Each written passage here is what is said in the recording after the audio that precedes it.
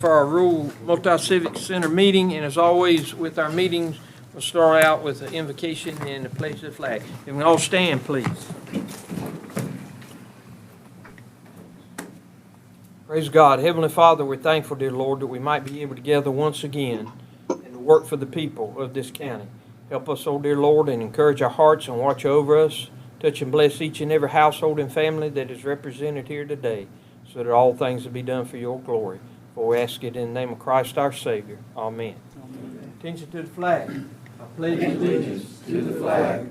Pledge allegiance to the flag of the United States of America and to the republic for which it stands, one nation under God, indivisible, justice for all. Thank you all for being here, and so we're going to turn it over to Brandon, but I would like to recognize Mr. Archie Howe here.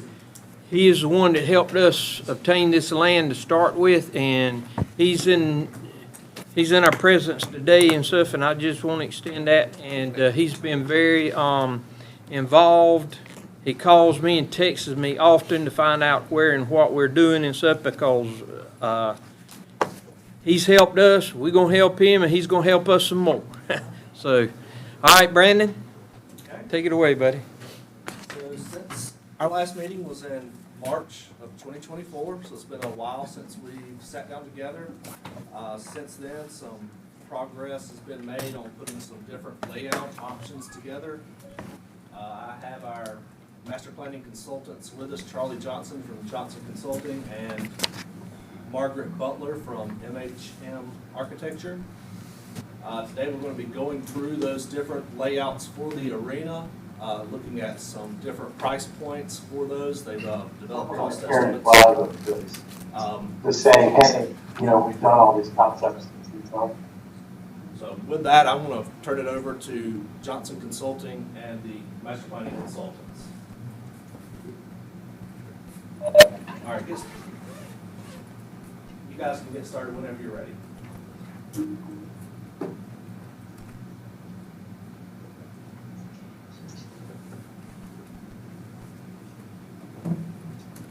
Okay, Charlie. Yes. Are you ready for us to proceed? Yes, sorry, Charlie. All right, Go ahead, thank Charlie. you. I want to make sure everybody can hear us, and then Margaret has some material we'd like to say. And first, we want to thank you for the time today. This has been a process that we've gone through. I think when we first started, we began thinking more rodeo and equestrian. And as we got along, that becomes critically important to retain the capability, but this became more multi-purpose. And we think that that's the right answer for your county and Myrtle Beach. You're a dynamic market. I think it's very important to future-proof these types of buildings. And so when Margaret talks about the options that we're going to talk about, and as Jay reviews the site plan, I think that'll give you some discussion points on why the options exist and what the consequences and opportunities are on the different options. So with that, I wanted to say, are there any opening comments that you want to make, Brandon and David? We did, Charlie. I think you might have been on mute, but we can go ahead and proceed with the presentation. Perfect. Okay, great. All right, so these are the topics we're going to discuss. Jay's going to start off talking and reminding people about the site and what the opportunities are. And then we're going to go through the different options. And we're going to remind people about the building uses and then talk about the cost summary. All right, so Margaret, I think you're driving the bus. And Jay, you're up. You may want to refresh the memory of who you are. Yeah. Can everyone hear me okay? Yeah? Okay. So Jay Rankins with MIG. We're a planning design firm supporting Charlie and team at Johnson. And I've been in a smaller role in the feasibility study and played a larger role in the site planning for the master plan development. So what you're seeing on the screen here is an illustrative of a potential full build out of the overall site. Some of the key considerations that we, had in developing this was thinking about efficiency, but also thinking in effectiveness, but also thinking about sort of the arrival experience, and multiple ways to enter, to exit, thinking about multiple uses happening on the site perhaps at once. Also thinking about, how does a site work during an event, or maybe even multiple events occurring, as well as those sort of non-event times. Incorporated in this was thinking about emergency response areas, thinking about the potential for a National Guard Readiness Center, also thinking about potential for trails on the northern part of the site. So you can see kind of a major entrance off of Hardwick Road, along with a secondary entrance off of Hardwick Road a little further to the northeast, and then taking advantage of the Party Pines Road more for service access and connectivity to the potential for development on the adjacent site. There's a ring road that you can see sort of connecting from Party Pines Road to Hardwick Road, which really helps in terms of utility provision, as well as access to different pieces of the site. And then the major entrance, as we said, off of Hardwick, which is lined with the trees and the illustrative diagram, takes you to a large green that can be used for, it's a multi-purpose event space in and of itself, sort of a fairground of sort, that could be utilized for a variety of different events, car shows, different booths and things, if you will. Margaret is going to get into the specific buildings, but another thing that I wanted to point out was a couple of different things. One related to drainage. So we really tried to think about the existing wetlands, delineated wetlands on the site. And so this really works with those existing delineated wetlands. There are the existing sort of canal channels, drainage on the site. Some of those would end up being piped to accommodate the overall development, but those larger delineated wetlands would be respected and actually be potentially, amenities or features that add character to the site as you're traversing it, whether it be driving around, walking around, whatever it may be. The other piece is parking. Really thinking about sort of front of house, back of house in terms of parking. So ensuring that in the different phases of development that we have sufficient parking, both for someone visiting the site, coming to an event potentially, as well as exhibitors. So we kind of think of that as front of house, back of house. So in all phases, there is sufficient parking, both for people visiting as well as for exhibitors. Maybe one last thing I can point out, if you can go back. Sorry, Sure. 1 second. It's just the different, there's a pink color adjacent to the buildings. So we really wanted to focus where the sort of the landscaping, hardscaping investment would be. So that's really at the kind of entries to the buildings. Again, this is depicting a full build out condition. But even in the near term, we'd really want to ensure, and I think it's shown in some of the renderings that Margaret will share, looking at the entry experience. And so while it's a small footprint, it can have a high impact in terms of the visitor experience and making sure that people feel welcomed and want to come back again and again. Can you all hear me? Yes, ma'am. Yes. You can? Good. I wasn't sure if I was on audio. So what the next phase we'll go through are the 4 options that we've provided in looking at the building, and in some cases maybe a phased approach, as well as in some cases maybe a different approach to the design of the arena. So option 1 is that you see on the screen now is I think the preferred option that came out of the master planning work that we did. We considered this an option 1 a first phase of the entire master plan build-out, which incorporated the main entrance from Hardwick that Jay just described, with the large lawn fairground as the entry experience, some front of house visitor parking, the main arena and the plaza out in front. And it also included, I'll look up here in this upper left corner, you can see it a little bit better. This is an enlarged area. It included a warm-up, a covered warm-up, which connects to a 200-stall barn.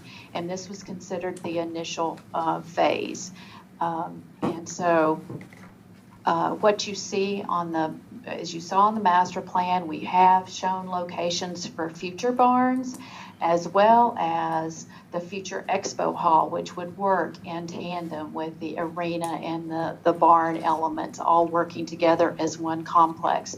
But for this first phase, we were looking at just the arena, the warm-up, and the stall barn and fairground parking. So in this plan, it gets really close to 139,000 square feet for the arena itself. And the design is really focused on, and all these plans really focused on this idea of a 150 by 300 arena floor. And Charlie may want to speak to, you know, the versatility and the flexibility that gives you, but all these plans have the 150 by 300 arena floor. In this scheme, and I'll just quickly show you the seating, it accommodates 3,800 in fixed seating and seating in the round 360 around the arena floor. And again, I think that was a preference for your team coming out of the master plan and programming effort. What this plan does is it tucks things like concessions and restrooms and mechanical spaces and storage, and even a little bit of your show office and security elements under the seating. As well as food service and some team dressing rooms. All that gets tucked under a seating bowl, and we have a rendering that here in just a minute. All these plans do also anticipate that you'd have this covered warm-up, this 120 by 90, I think, is the covered warm-up area that we have. And then that connects to the stall barn for 200. You see these little squares. Those are all your 10 by 10 stalls. It has a small show office. It's kind of getting off the page here, but show office, storage. It has its own restrooms and a few shower areas, as well as the wash stalls for the animals. And what we really see is that it's really a nice progression as animals are equestrian or livestock stalled in this manner. They move into the warm-up, and then they can move on into the arena floor.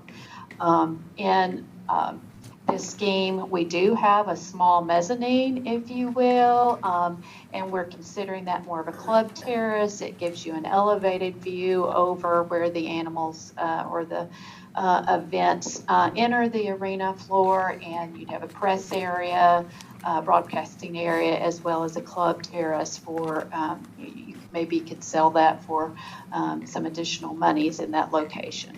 And really you have in the scheme the flexibility on that first floor that you have a concourse, continuous concourse around the seating bowl, which really allows for entrance and exit from all areas. But we're really going to primarily talk about this front entrance that fronts onto the fairground, and that's what you see as rendered.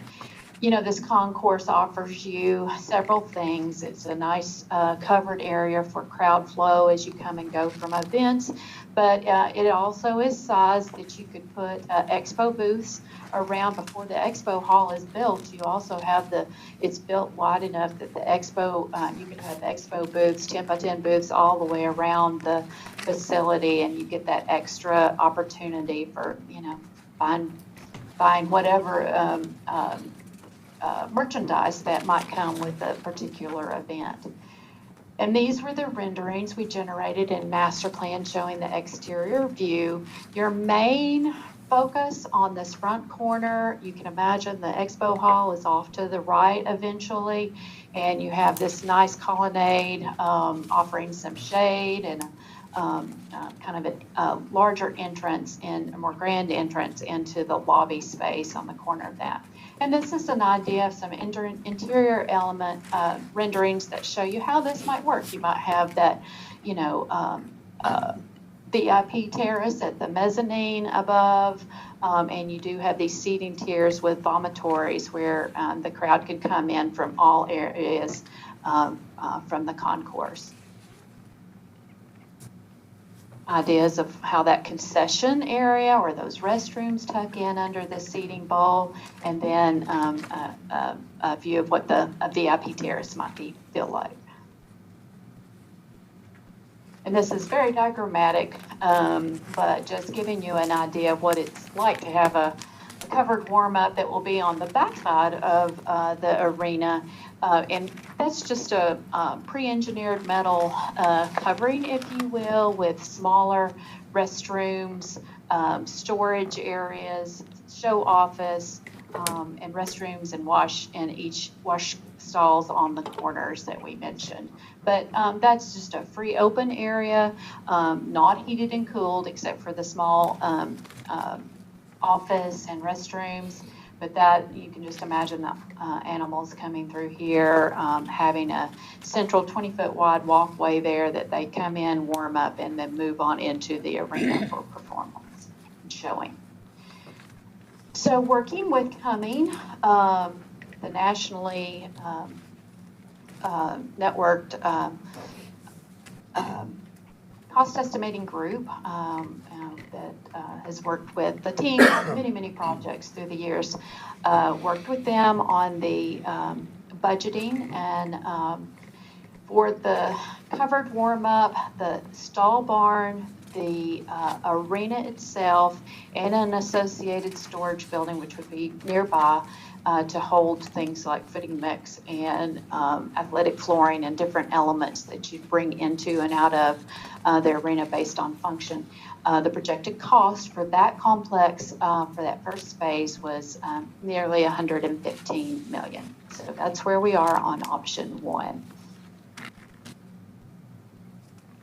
So we looked at what happens if we look at the first option, and the first step we take, rather than adding the covered warm-up and the barn right off the bat, what you see highlighted dark here is that we get the entrance off Hardwick. We do the grand kind of lawn, fairground area, and we start off with just the arena in the same level that what we just looked at. And so in doing so, it's just the arena, but all the elements that we talked about, one would consider your covered warm-up and your stall barn happening in the next phase. And pulling those elements out of it for a future phase, but keeping the arena as originally designed, comes in at $99 million, just over $500,000. So that's what the arena itself would cost.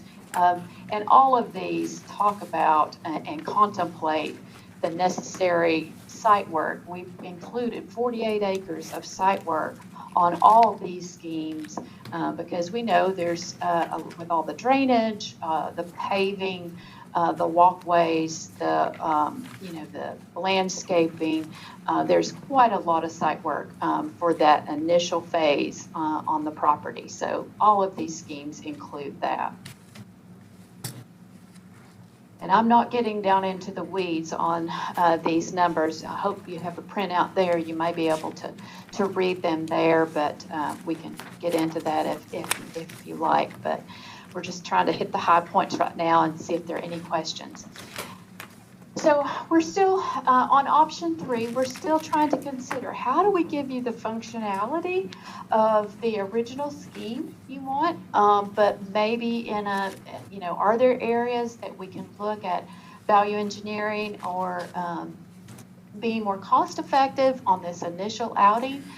So we looked at an option 3, and on this option, It envisions the arena, again, as originally designed. It does include the covered warm-up. That's a pre-engineered metal covered area. But rather than build the 200 stall barn, we looked at something that I'll show you in a minute, a really more of a prefab stalling arrangement. And this indicates 200 stalls, the equivalent number of stalls, but in more of a prefab arrangement without all the plumbing and show office and elements like that. So again, the arena is close to 139,000 square feet as originally designed. We did look at maybe a different type of seating bowl, maybe including some, aluminum or hybrid type concrete aluminum seating for looking at maybe some cost reductions on some areas, keeping the main runs along both sides of the arena as your concrete bleachers and tucking elements under that. And maybe the ends or these corners could be looked at as a less expensive type of seating initially. And then for the stalling, we were looking at these prefab stalls. They come in at just over $1 million, well, basically around $1.25 million. These buildings can be put up easily. They're less expensive. As you can see, it's more of a covering and a stalling product that provides the covered stalls for the animals, but a little bit less significant structure.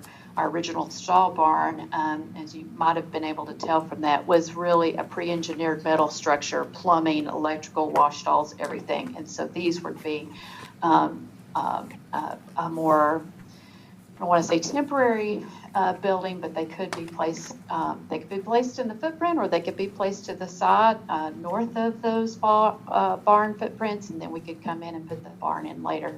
And as I mentioned, looked at a different type of seating. For the side aisles, we'd still be considering the concrete seating with the molded seats on it to give a comfortable patron experience. This option did reduce the overall number, but still got you the 200 stalls, and it came in at roughly $104 million. And then lastly, we looked at a different configuration entirely. This is modeled, we worked closely with Volkert, their construction manager as agent group that we're working with, owners rep group our firm is currently working with in Lauderdale County, Alabama, Florence, Alabama area. And this is basically seeing what that their program looks like on your site, and using the equivalent cost. We bid that project in late 24, and we had very favorable bids. What this option 4 does look at is building the arena modeled in a more simple fashion, similar to the way that they are doing theirs. It does still include the fairgrounds and the entrance from Hardwick. All the parking and site work is the same, but this one, on the other hand, includes not only the warm-up, but also 2 stall barns. Now, you see the footprint in our original program and in the master plan, we're envisioning for 200 stall barns. So this option, you're making some sacrifices on the functionality and the size of the arena, but it does get you that extra barn, and that's what they are currently building. So this shows a plan of roughly 2,500 seats along the sides of the arena. You do not have the concourse, outbound concourse, and the seating in the 360 mode on this plan. It shows a side element that really is where you get your one concession stand, you get your restrooms, and in their case, we have an upstairs area similar to what we were showing for you with office, and a VIP terrace above that, which is placed over this end of the arena. One thing I will mention on this, this did bid very favorably, and they had some extra money and after the bidding process, and they decided to come in and put an extra concourse on this north side, which we are under the process of designing right now. So it, I think there is great value in that. And Charlie, you may want to speak to the usability. This is a rendering of what that complex is going to look like. You have primarily a pre-engineered, simple pre-engineered metal building for the most of it, and then there's a little, what Charlie Smith used to call decorating the barn. You have a small area, that one bar where the offices and VIP restrooms are, that is a conventional construction, and it creates that front door moment for you.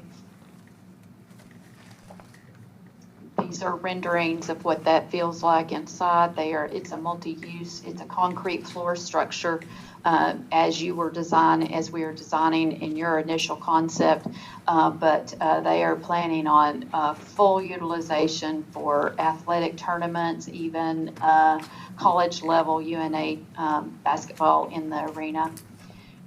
The arena goes down anywhere. It was about 90,000 square feet originally. It's getting closer to 95, 96 with the original, with the concourse added on. The original budget estimate was on 90,000. Sorry for the little glitch there. It includes the covered warm-up, 2 stall barns, similar acreage in site work for them, but we have used the site numbers for your site because that is site specific. And with that estimate, that pulled, with the sacrifice on the design of the arena, that pulled the overall project cost to $85,500,000. Now I can talk. Okay, thank you, Timberlake. You're welcome.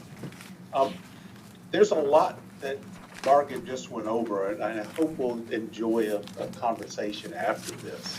And I think, one of the things we have to remember is the growth cycle and the size of your market today. And you are a robust community that is going to grow. And, the rural events element is something that you're trying to grow in your county as well as for Myrtle Beach. And so it's been our recommendation that this should probably have a concrete floor and be adaptable to be able to be quite multi-purpose. The convention center downtown has limitations in terms of what it can do, in terms of, its nature and its quality.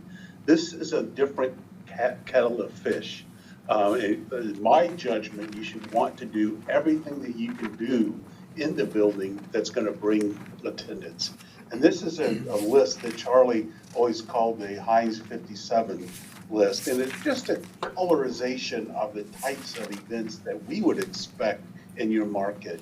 If you look at Florence, South Carolina, they rent their venue out every Saturday and Sunday to a church. So we've got religious events that happen here. So we would expect a full cross-section of these. And I think the size of the hat it wears for equestrian is a policy decision that that you all make as owner.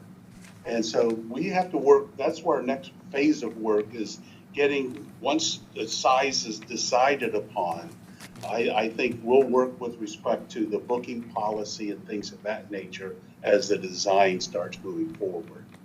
We really haven't done any public outreach to really get the flavor of the exterior.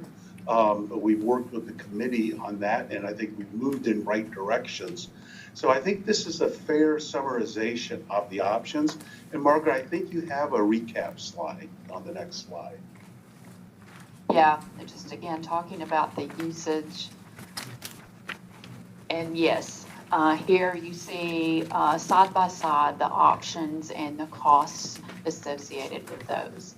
And happy to entertain any questions if we need to do that right now or want to weight, but again, option one being the preferred option coming out of the master plan when we did the programming sessions with your team.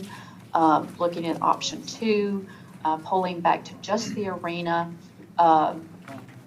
building as an initial construction. But the full arena. The full arena. Yeah. Option 1, 2, and 3, the full arena as you would like to see it designed.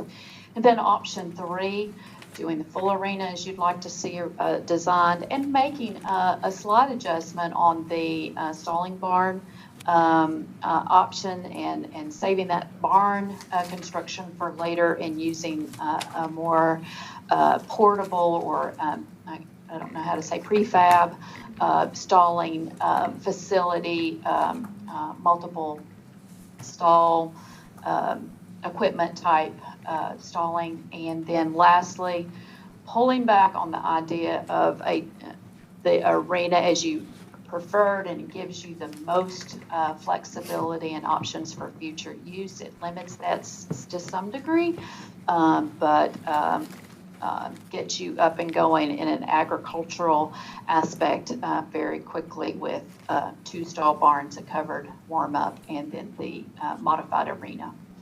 I got a couple. One of the other things I wanted to mention is those stall barns are also expo halls. So you'll be able to use that for boat shows and car shows as well. And then later on, you'll prove the demand for the future exhibit hall that's shown on the campus. That's all the comments I have. Mark? I've got a question. You just answered one. I was wondering if the stalls could be removed in the permanent building and used as an exhibit or doing something there. So that's good. On the option 4 building, with the roll down doors, would that be a conditioned building at all, or no heat? It is. Yeah, the price, originally what they bid on that option 4 was they had big roll-up doors along the top of the seating all the way down, and we still have those in place. But with the extra funds they saved in the initial bid, we did condition the space, and the numbers that we have provided to you are an air-conditioned, fully heated air-conditioned facility. So yes, these numbers would have a conditioned space. So that would be conditioned and concrete floor, because we talked about that in all of them. Does that, Yes, sir. Does that design building, that does limit us on concert type venues as far as the acoustics? Okay, thank you.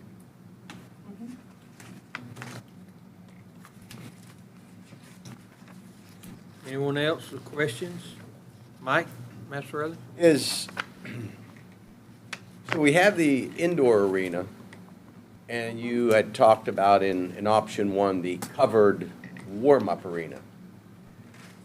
Do we have an outdoor uncovered arena? Yes, I'm sorry that we do have that. Let me escape here and maybe go back to the, we have included that in the price for the site work. Let me see if I can go back to the master plan here. Can you all still see my screen? Mm-hmm. Okay, good. That's what you see back here. That would be included.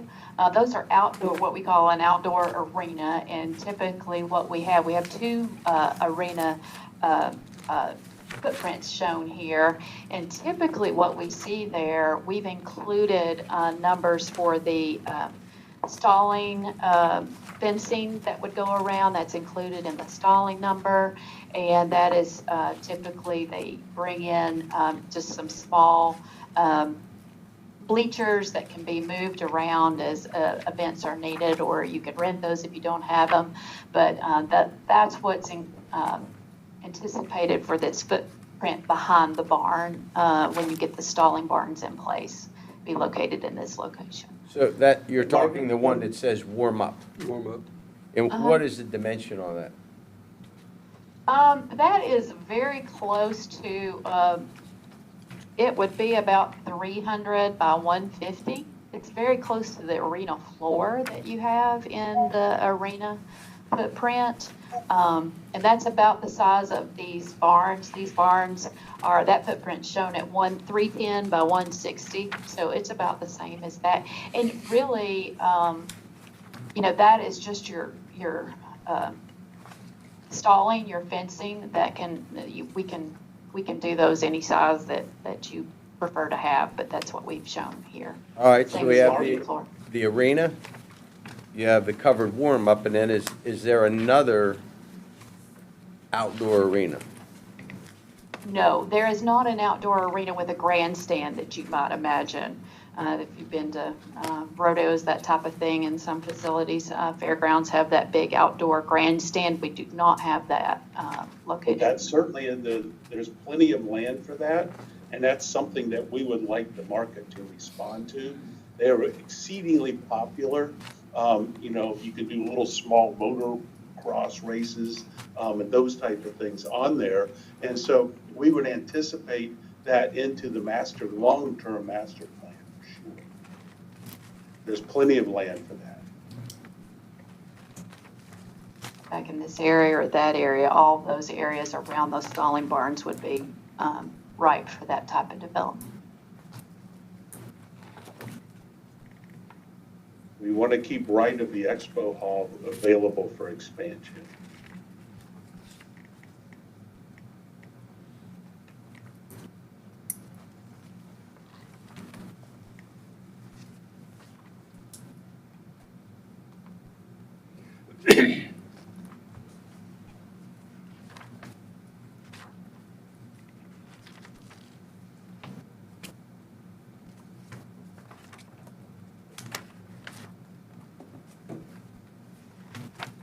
Any more? Anything else we can answer about the arena design or the planning? You may have answered this already, but the seating in option 4 would be just aluminum bleacher style seating? Actually, the pricing that we have in there, at the time we generated those numbers for that first presentation to you, we were anticipating a hybrid seating system, and it turns out the precast seating system came in cheaper, so that price it would include a precast seating system for that.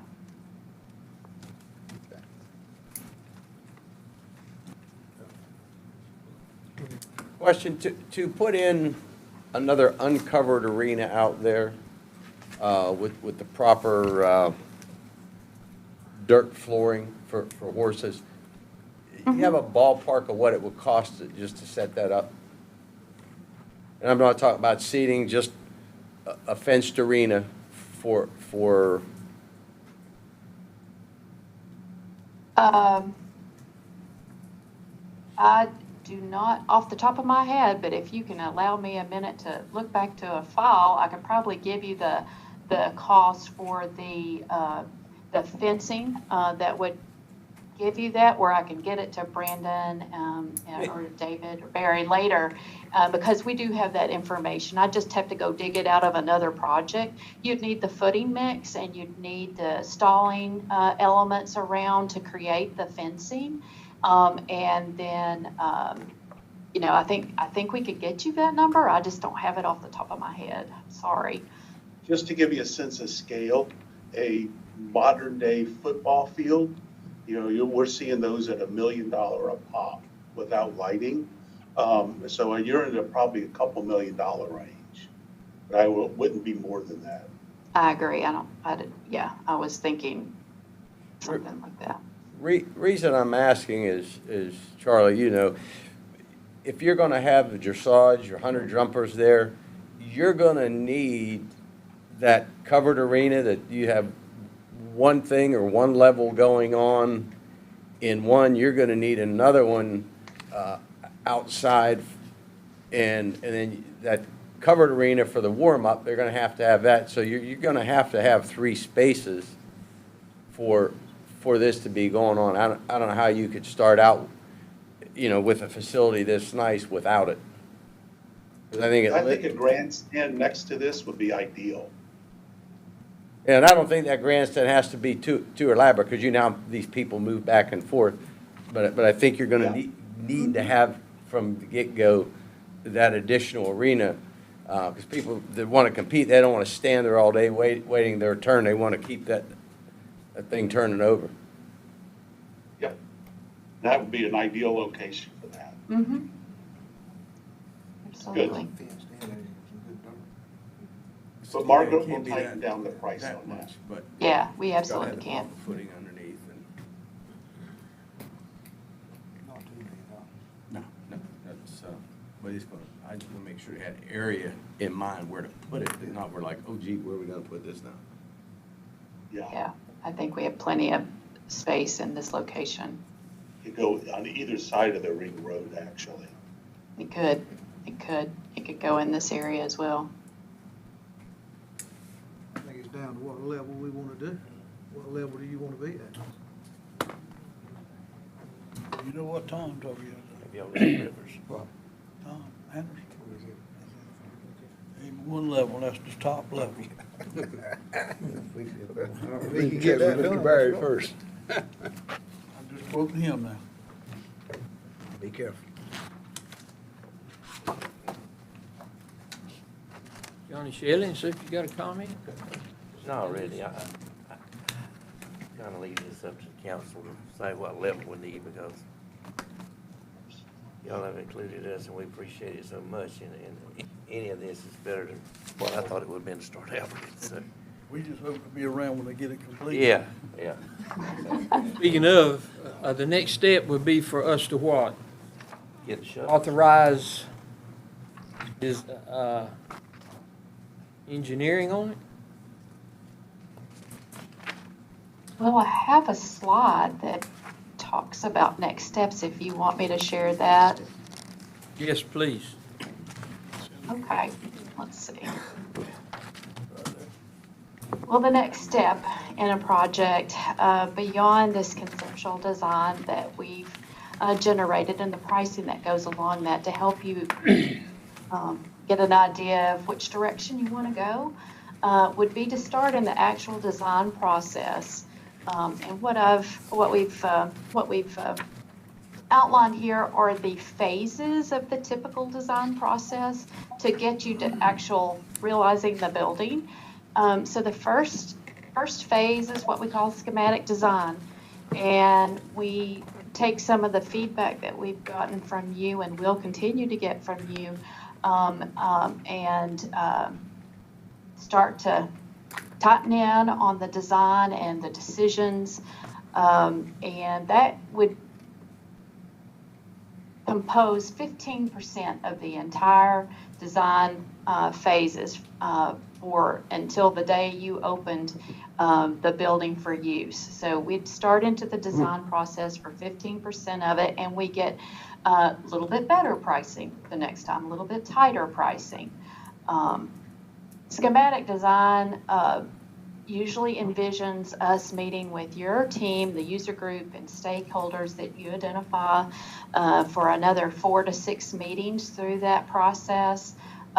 We're looking to align the program with the master plan, and we're talking about things like, well, should we consider going ahead and including the grandstand? And if we do, and we have a budget to stay within, how are we managing that and identify that?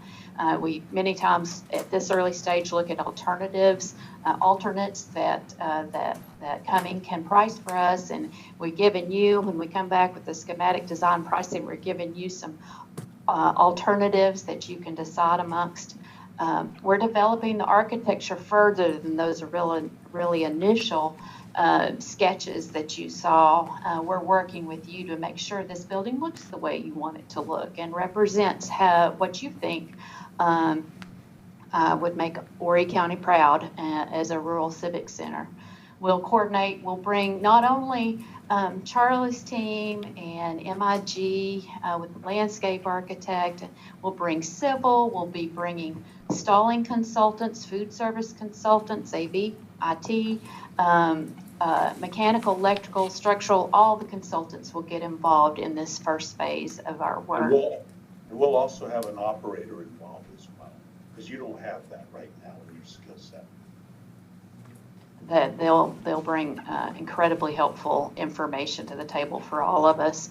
And then we'll prepare the schematic design drawings. We have at this stage an outline specification. We're starting to get technical about things, and then we'll give all that to Cumming, and they'll go through another pricing exercise, updating any numbers, updating any elements of the building that we've given them further detail on they might not have known in our initial pricing effort. So that's what we do. And another question, on the estimates that we got at the end of master planning from Cumming, the very bottom of it, and I don't have, let's see if I can find one real quick, down below, it had a 15% element tagged on to the basic construction cost. And I just wanted we just wanted to make sure that you understood what was included in there. I think it was called design, engineering, etc. What is that? And that's a great question. In our world, many times, and maybe it's just me, but we've many times got the construction cost, but you have a project cost. There are other things involved rather than the bricks and mortar of what is involved in making the project successful and work. And so what we did was just outline a list of other elements that 15% is covering to make the project a real and usable goal at the end. So it's all the design fees of all the consultants of our firm, Johnson's firm, landscape, mechanical, plumbing, electrical, all civil, all the consultants. You'll have, additional surveying, geotechnical testing, permitting reviews, construction testing that the owner conducts during, that you all hire during construction, your AV equipment, your stalling equipment, your security, your access control, your footing mix, sports equipment, furniture for the offices. I mean, just a multitude of elements that make this, and when the day it's turned over, you're going to be able to use it and it's ready to go. So that's what those additional 15% tagged at the bottom of the estimate is. So does that make sense? Any questions on that?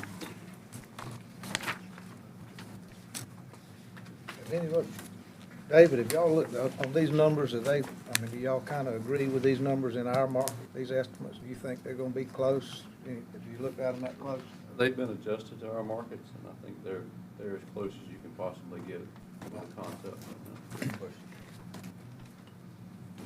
I was thinking about the cost overrun, because most time you're doing a project, you always have a cost overrun. I think she kind of maybe explained it with that 15%. They've got some contingencies built in. There's probably some contingencies built into the individual line items, smaller ones. Right. But just because there's more unknown than there is known in that way. We usually start at this stage with a pretty hefty contingency. We have a design contingency. They'll have contingency built into the numbers, but we even have he has a 10% design contingency tacked on at the bottom too, just because we haven't given him very detailed drawings. He's using a basis of other buildings like this that they have seen bid in other areas of the country, but they always adjust for your locale and for inflation. If a project, they might have done something similar in another state, but they'll adjust for the locale, and if it was done 2 years ago, they'll add that inflation. So they're trying to, compare apples to apples and project when this would be completed, adjust for that. And Margaret, you do have the real world bids you're getting in right now in Florence as well.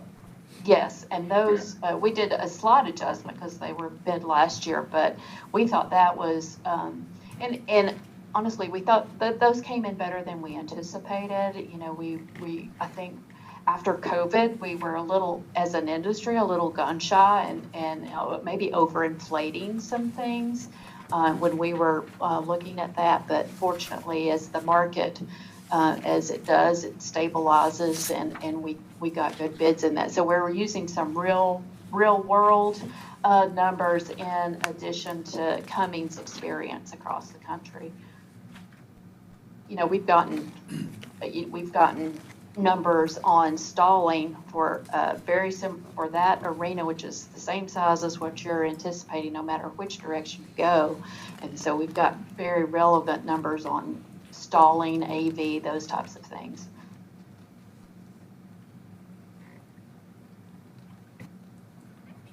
Go ahead, Mike. The land that's left back behind, would there potentially be enough land left there? I know that it's kind of cut off for a cross-country track in there for eventing.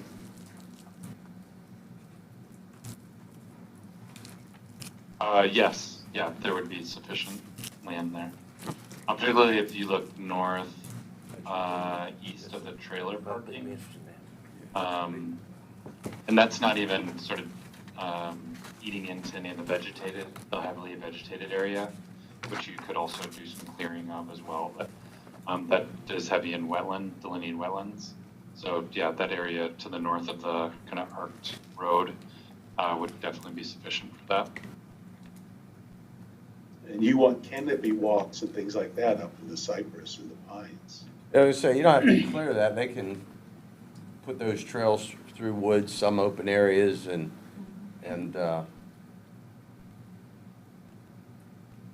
yeah, we were thinking it could be a combination of actually walking paths, obviously avoiding conflicts, but and equestrian trails through the vegetated area.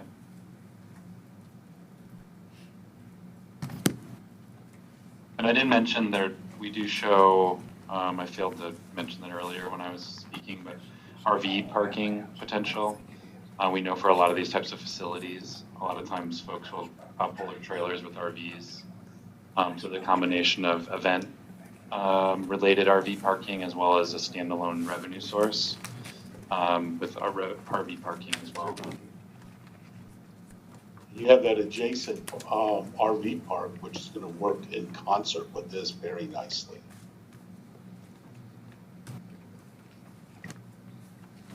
What was the parking like? Was that a grassed all-weather surface? I mean, asphalt, grassed area for vehicle parking, trailer parking? Margaret, do you recall what Excuse me. we ultimately priced?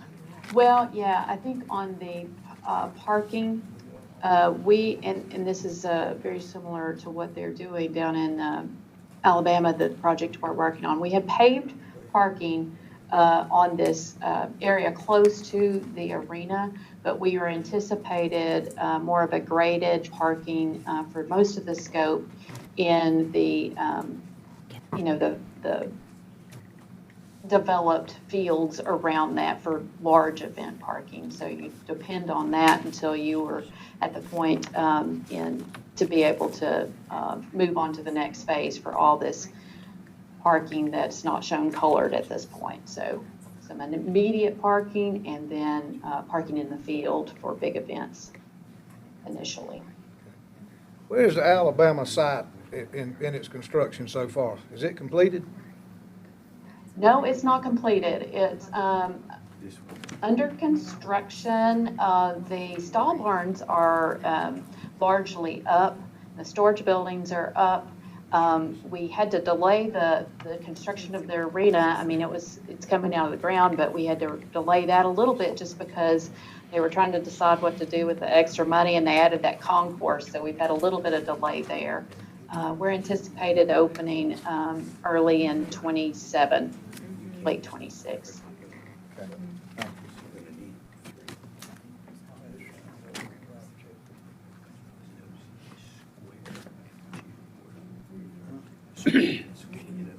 Shannon, what option can we afford? Barry actually has a full analysis of the different options. You want to share that? You have a copy. Let me share a few things of options to consider. And just to remind everyone as well, as we're looking at a facility of this nature, typically The operation itself is expected to cover its annual operating cost and hopefully cover the normal life cycle type things that needs to reinvest in that facility. But typically, the initial construction is covered from some alternate funding source in that regard.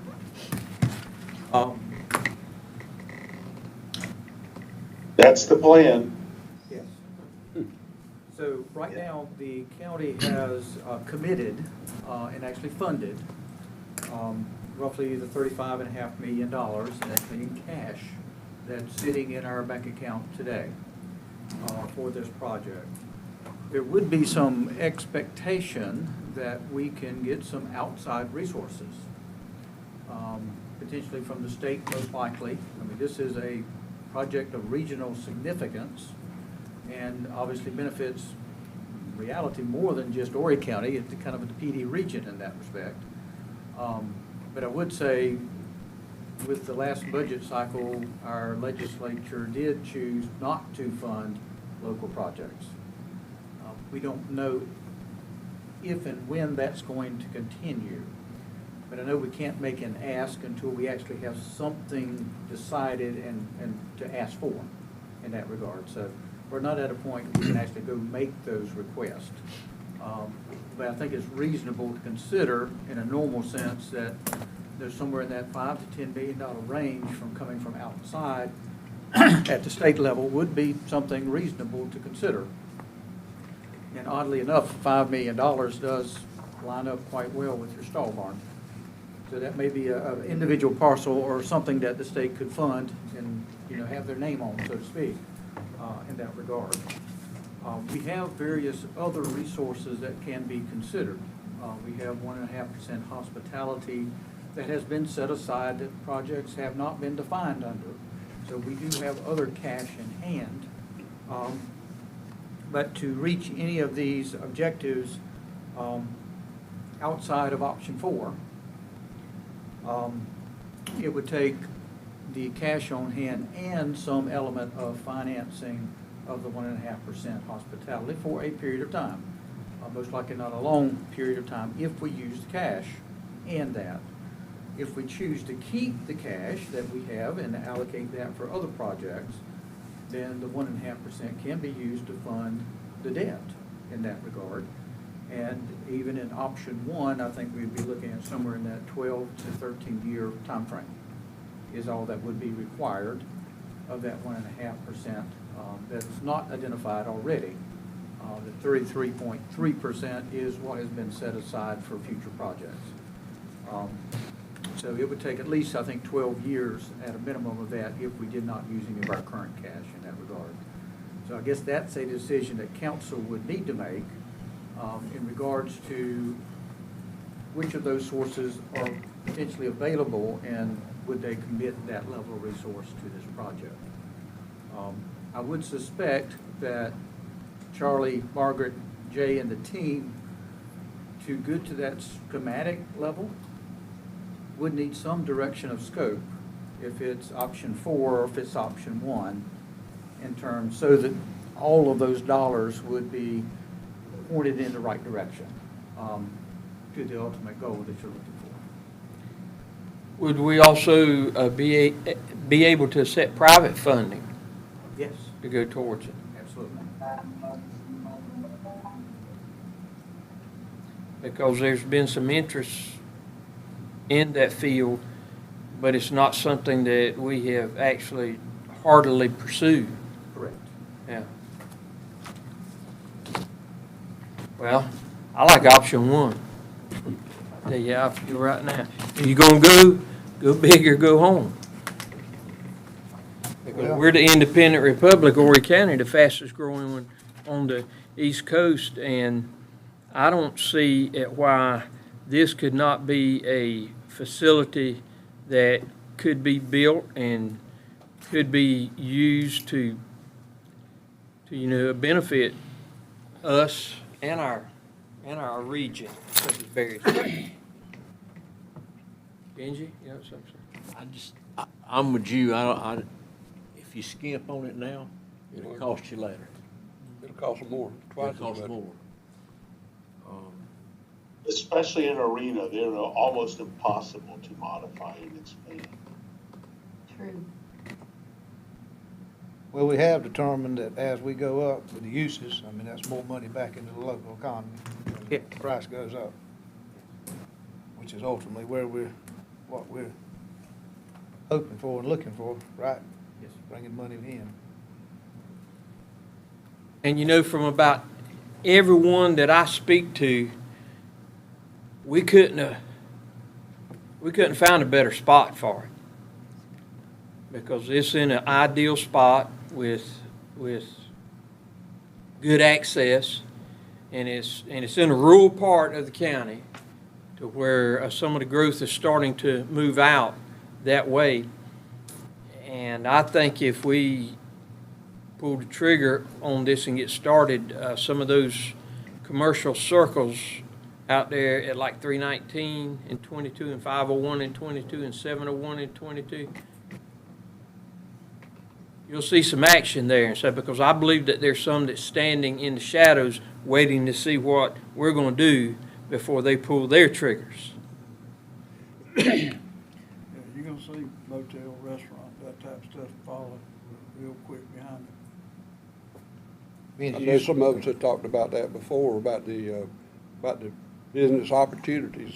If we get this thing started, the business opportunities are gonna be coming and expanding out that way. So I foresee a big growth, not only right here, but just all around in that area, anything within 5 miles or so, or whatever. And because the county's being so full towards the beach, everything's coming out this way, out that way. Get told every that day. every day. It's getting there fast. It is. But potentially for the growth and to be able to have it out there, I think it'll skyrocket, I think. Benji? Yeah. When you were speaking of the hospitality, Yes, 12 years, yes. that's, I don't want to call it the worst case scenario, but that's, just say 12 or 13 years, that's before we received any, say, grants or any private funds. Well, I did assume roughly 5 million that we could hopefully get from the outside, from the state. From the state. That's the only part that I considered. That was not putting our money in that we got in the bank now, right?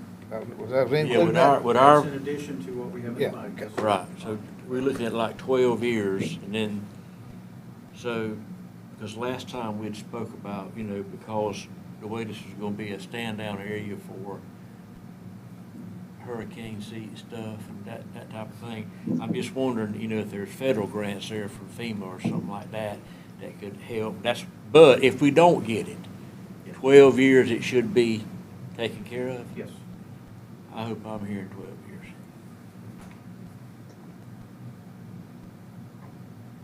I don't think that's a long time. Not really. Older you get, the less time. Not on something this magnitude. That's a long time. I mean, yeah. But something this big, I just don't see why. Well, then, what would be the next move that we need to do as a committee? We need to authorize to move to the next step, or? I think going to that schematic level would give you a opportunity to have better definition and better cost estimates in that regard. And I'll ask Margaret if she would to kind of answer, but I think they had scoped something in the range of 700 to 750,000 to take that next step. I think that's correct. And Charlie, I know you guys working closely with you all. I can pull that up if you have it.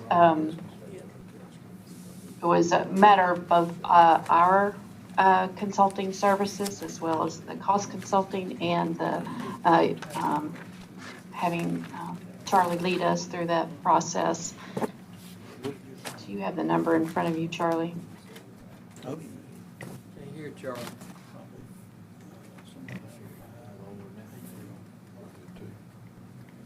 Charlie might be muted. I'm not in a position where I can pull it up, Margaret. I can get it to you in a few minutes.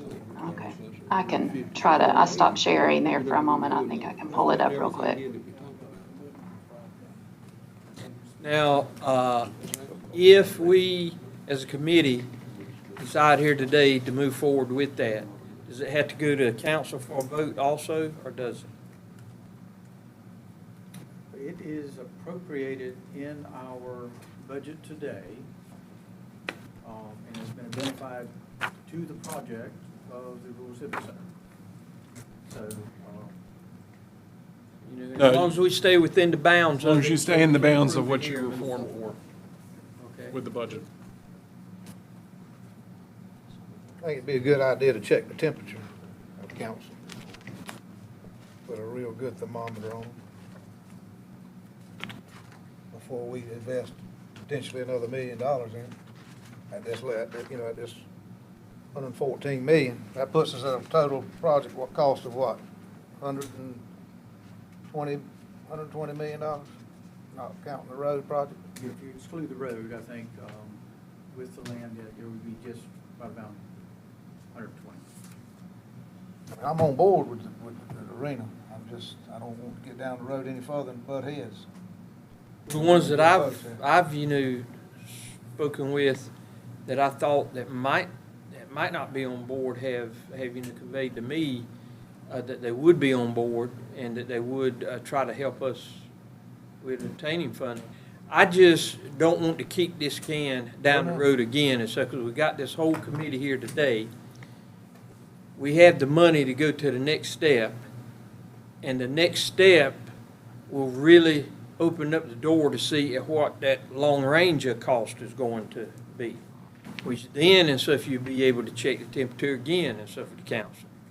Because we're not asking for a lot, and this is something that this council, along with the co-op, has been kicking around about 10 years now.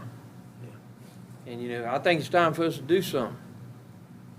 And in the meantime, we can be looking at, somebody might do some private funding. Right. Barry, I just looked up that number. It's 729,607 was the number for that next stage for all the consultants and the reimbursables with that.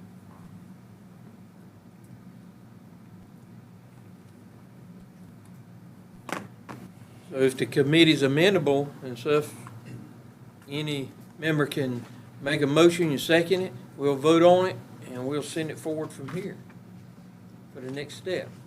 I make a motion, we move forward. I'll second. All in favor? With which option? With option with. So Option one. really, you could do options 1 through 3, because that's the same arena, or the scaled down option 4. That allows them to, a path to move forward with schematic design. That's what I'm saying. If you can do one option, you can do any of those options. There may be some things that are in option 1 that are not in option 3. Accessory buildings. Right, so we probably need to, We need to stick. I would evaluate the highest that you could, and then we can back out of that. It's easier to back out than it is to squeeze in. Let's go with option one. We got a That's motion. Motion and second. Motion and second on the floor. All in favor? Aye. Any opposed? All right, the ayes have it. Any further questions or comments and stuff? I believe that we've achieved right good bit You have. with this vote. I appreciate staff, Brandon and David and Barry, David Jordan, Shannon and stuff's gonna have to write the checks. And Ashley up here. Charlie and his team, and so we're excited about it. I would just ask and stuff that you take it and throw it into overdrive. Please. We're on the case on that. We love Happy to do it, happy to do it. I said, we got the treasurer's office over here, he can write a check for us today. Yes, sir. All right, so we can get some of that money from him. Yeah.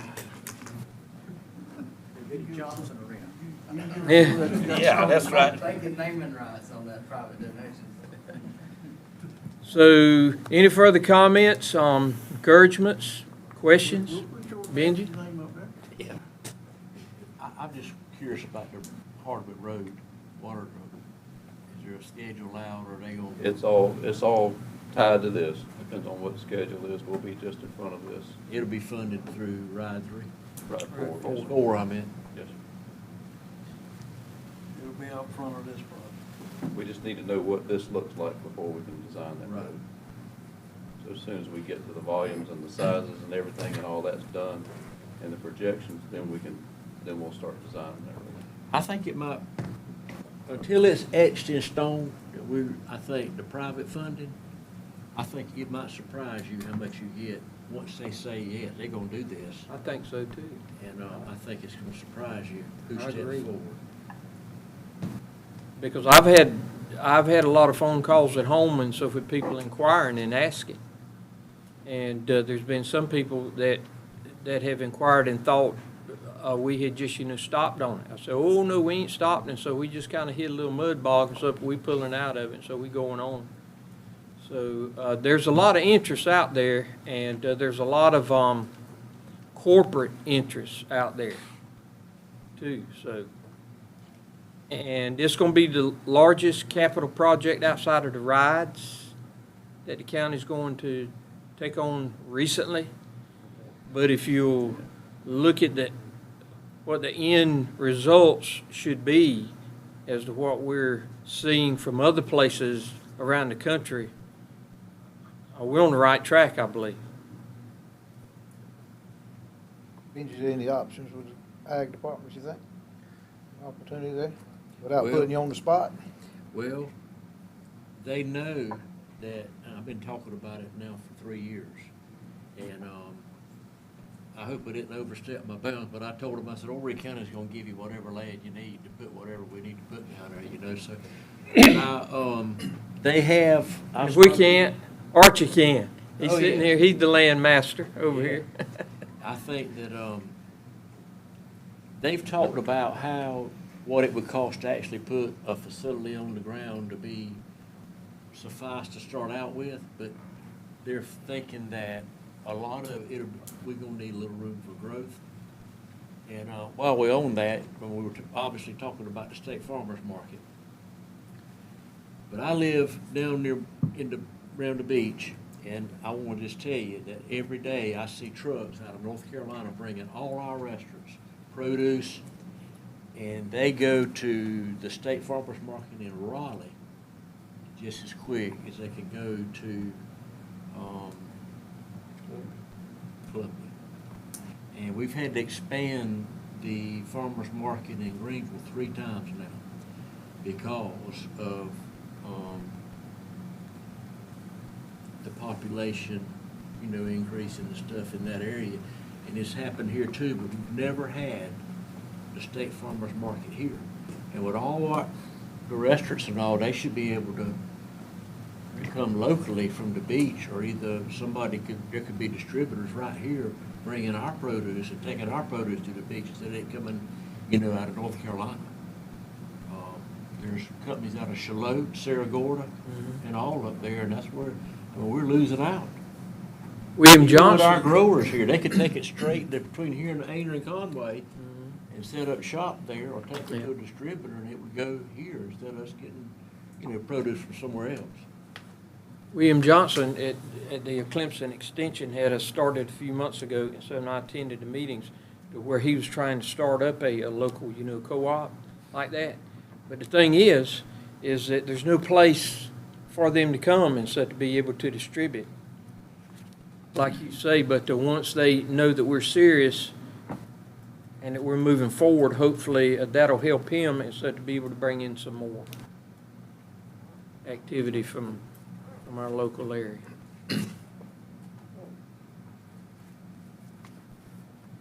Any other comments, statements, staff, committee members? Need approve your minutes. Oh, yes. Miss Ashley's keeping me straight. I had skipped over approval of agenda and the minutes from last meeting, so I need a motion to approve those 2 things. So moved. And a second. All in favor? Public input. I don't think we had. We didn't I have haven't. anybody sign up. I never Just signed up. make sure we acknowledge that. Yeah. Now, as far as the next meeting, we need to wait until Charlie and his team gets with our staff here to schedule some things and such where we'll kind of know what and when to set up our next meeting. Brandon, is that I think it'll be some user conducive? Yeah, that's conducive. We'll still have to go under contract and move into this next phase 3. Right. And then once we get a schedule from them, we Great. I'm excited. I hope y'all are too. Good meeting, thank you. Very excited. Anything further? Look for a motion to adjourn then. Thank y'all for coming. Have a safe afternoon and week. Thanks, everybody. Thank you so much. Thanks.